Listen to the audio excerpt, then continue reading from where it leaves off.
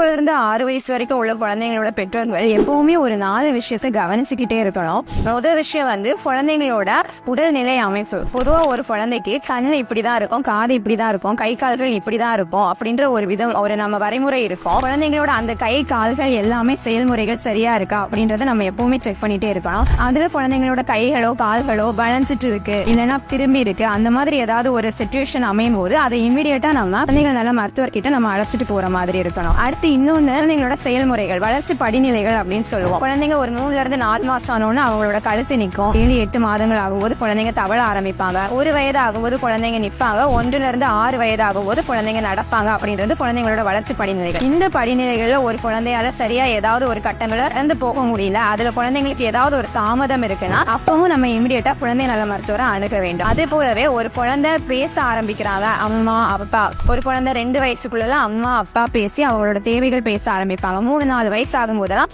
நம்ம கிட்ட மாத்தி பேசுறதுக்கான வழிநிலைகள் ஏற்படும். அந்த விதத்துல குழந்தை சரியா பேசல இல்ல பேசுற ப்ரொனன்சியேஷன் ஒரு வார்த்தை அவங்க உச்சரிக்கிறது சரியா இல்லைன்னா அப்பவும் அவங்க இமிடியேட்டா குழந்தை நல மருத்துவரை அணுகிற மாதிரி இருக்கும்.